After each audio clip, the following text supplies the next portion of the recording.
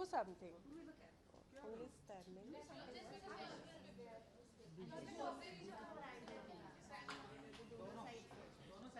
Yeah.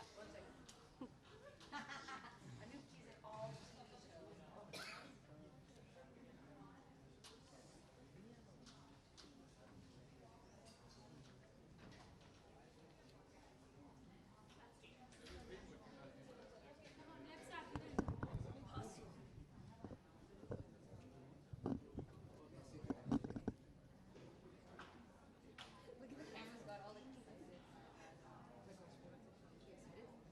Okay, guys, let's start with the intro. चलो चलो चलो. एक सेकंड हो गया.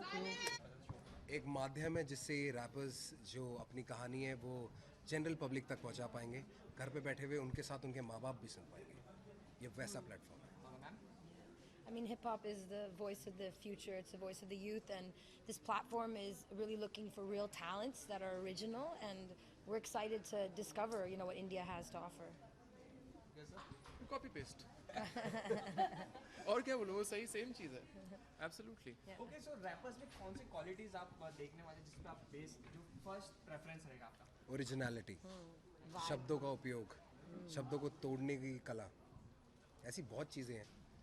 हाँ, अपनी कहानी बताने का एक जरिया. आप कितनी सच्चाई से अपनी कहानी बता रहे हो, और आपका स्किल सेट क्या है, आप किस तरीके से अपनी कहानी बताते हो, कितने क्रिएटिव हो अपनी कहानी बताने में. और फिर काफ़ी सारी चीज़ें हैं जो नोट की जाती हैं, जैसे आपका सॉन्ग राइटिंग स्किल्स, आपका फ्लो, आप कितना बीट से चिपक के रैप करते हो, काफ़ी सारी चीज़ें. But the main thing is to be able to express yourself creatively. Okay, Raftaar से आप सभी से जानते हैं, आपने जैसे कहा कि लिरिक्स बहुत ही मेन है, वर्डिंग्स जो रहेंगे वो पहले. राजू कुमारी, बताओ क्या हमारी line? Professor of rap. No नहीं, वो लाइन. लेखकों का स्वागत है, टिकेगा वो जिसके शब्दों में ताकत है.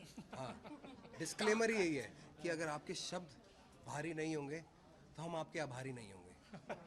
ओके, रिसेंटली रैपर्स को लेके तो जो वर्डिंग्स को लेके बहुत जन ने कहा गया कि बहुत अपशब्द यूज़ किया जाता है, बहुत को आपत्ति है उसके लिए. उसके बारे में क्या जानते हो? बिकॉज यू आर बहुत ही अच्छे रैपर्स है, और आप जब भी रैपर के नाम आते हैं तो आप तीनों का नाम पहला आता है. सो हाँ, मेरा तो सबसे पहला. Yeah sure, we agree totally. Okay, so क्या कहना चाहिए उसके बारे में कि मेरा नाम पहले क्यों आता है? नहीं. अब शब्दों के बारे में, लाइक यूज ऑफ कस मेरे को वर्ड्स. टेंशन नहीं है ब्रो, डालना बिंदास है ना. आई डोंट हैव एनी अगर प्रॉब्लम विद देखो, I mean, that. your TV पे famous जाएगा song तो is सेंसर fuck हो जाएगा, हाँ. मीडिया पे जाएगा सेंसर नहीं होगा, यूट्यूब पे आएगा तो ऑप्शन है एज रिस्ट्रिक्ट हो जाएगा, नहीं तो नहीं होगा. ये तो आपके हाथ में और सुनने वालों के हाथ में है. बाकी हम व्यूज देखते रहते हैं कैसे गानों पे कितने आ रहे हैं, वो हमारी गलती नहीं है. वो तो देखते हो ना, है ना. Ma'am, your thoughts? on censoring music. तो वो तो वहाँ से आई है, वहाँ सेंसर नहीं होता. Yeah, we just do what we want. That's it. I वहाँ want के to गानों को अगर हिंदी में कन्वर्ट करके गाने लगेंगे तो देश निकाला हो जाएगा. freedom of speech. But you know, अगर हम देखा जाए तो डू यू फील कि जो शब्द है उनका उपयोग थोड़ा सा अच्छे से करना चाहिए, बिकॉज ये यूथ को रिप्रेजेंट करता है. यूथ ज़्यादातर नहीं, आजकल मेरे को rap लगता है पसंद करता कि है. सेंसर होना चाहिए. सेंसर ऐसा होना चाहिए कि जो 18 अबव कंटेंट है वो 18 अबव के पास ही डिलीवर होना चाहिए.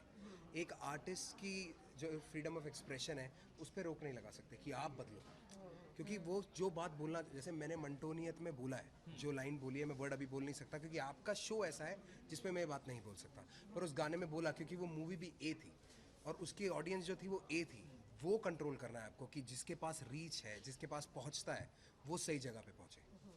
सो जब आप ये शो करेंगे और जब सेंसर्ड, पूरा सेंसर्ड है. और अगर कोई ऐसा शब्द है जो बहुत ज़रूरी है उनके गाने के साथ, देखो जैसे गाली भी होती है वो एक एक्सप्रेशन होती है, कभी कभी उसमें हम सिचुएशन समझा देते हैं. जैसे कुछ ऐसे शब्द हैं जो लड़कियों को बोले जाते हैं जो बहुत बुरे होते हैं. अगर मैं वही बात बोल के नहीं बताऊंगा कि लड़कियों को तुम ये शब्द बोलते हो और ये गलत है, तो कैसे समझा तो पाऊंगा? समझाओगे कैसे आप? सही बात है. तो वो चीज़ हम फिल्टर कर लेंगे उस हिसाब से कि जो चीज़ बहुत गलत है उसका मतलब निकाल के या तो वो आएगा या नहीं आएगा. ओके सर, तो कौन से सिटीज में आप जाने वाले कंडीशंस के? क्या it's only for the Mumbai? नहीं, No, no, सारा पैन इंडिया कवर हो चुका है. हमारे कंटेस्टेंट्स आ चुके हैं, ऑडिशंस हो चुके हैं और टॉप 15 भी सिलेक्ट हो चुके हैं. कितना डिफिकल्ट रहा है आप लोगों बहुत के मुश्किल लिए रहा पूरा? क्योंकि पहले 6-7 हज़ार एंट्रीज थी। उसमें से हमारी MTV की टीम ने पूरी इंडिया ट्रैवल करके पर्सनली एक एक जगह पे जाके काफ़ी रैपर्स को इकट्ठा करके सुना।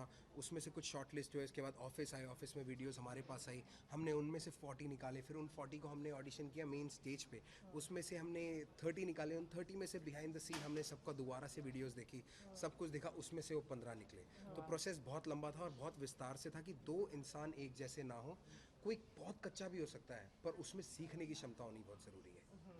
एंड यू नो रैपिंग तो काफ़ी टाइम से चलते ही आ रहा है, बट डू यू थिंक कहीं ना कहीं रैपिंग पर एक शो आने में काफ़ी टाइम लग गया, पर्टिकुलरली जो रैप पर फोकस कर सके? वैसे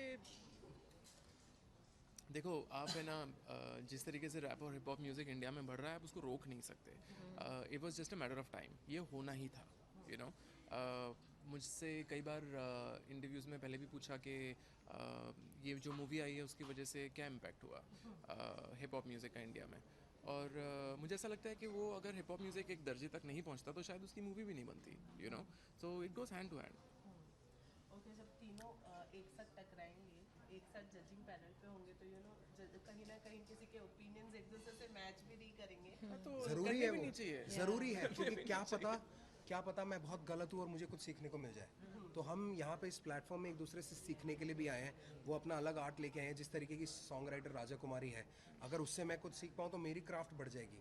जैसे वो म्यूज़िक प्रोड्यूसर है, अगर मैं वो टिप्स ले पाऊँ तो मैं अपने आप को और ईजिली सेल्फ सस्टेनिंग हो जाऊँगा, मैं खुद अपनी बीट्स और अच्छी बना पाऊँगा। तो हम एक दूसरे से सीखने आए हैं। तो ये छोटी मोटी नोक झोंक तो परिवार में भी होती है और हम एक परिवार है, straight up in the cap. Yeah, but every day is a school day. So, like, especially when I was doing my songwriting, I tried to learn something from everyone that you work with. And also the contestants, it's making me remember, why I started sometimes. I definitely relate with them, their struggles, and I'm excited to see how far they come because we've seen so much, talent that I'm really excited for the okay season.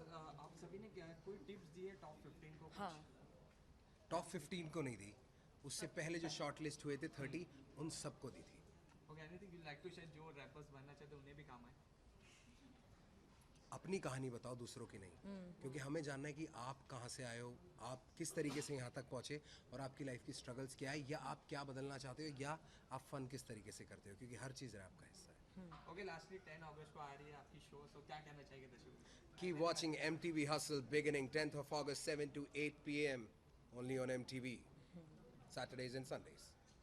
Thank you so much. Gee.